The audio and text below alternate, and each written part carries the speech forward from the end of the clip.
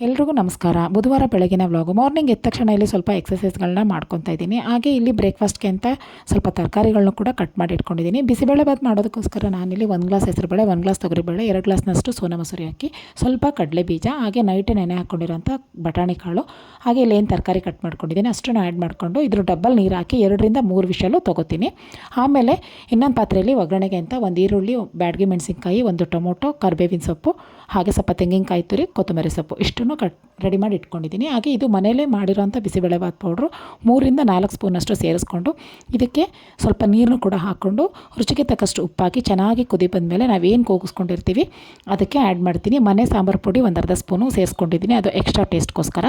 ಆಮೇಲೆ ಒಂದು ಪ್ಲೇಟ್ಗೆ ಬಿಸಿ ಬಿಸಿ ಇದ್ದಾಗಲೇ ಸರ್ವ್ ಮಾಡಿಕೊಂಡು ಮೇಲೆ ಸ್ವಲ್ಪ ಬೂಂದಿ ಖಾರ ಮತ್ತು ತುಪ್ಪ ಹಾಕೊಂಡ್ರೆ ಬಿಸಿಬೇಳೆಬಾತು ರೆಡಿ ಆಗುತ್ತೆ. ತುಂಬಾ ಟೇಸ್ಟಿಯಾಗಿರುತ್ತೆ. ಹಾಗೆ ಜೊತೆಗೆ ಹೆಸರು ಕಾಳು ಸಲಾಡು, ಮಾಮೂಲಿಯಾಗಿ ರಾಗಿ ಮಾಲ್ಟು. ಇಷ್ಟ ಆಗಿತ್ತು ಇವತ್ತಿನ ಕತೆ. ಬಾಯ್.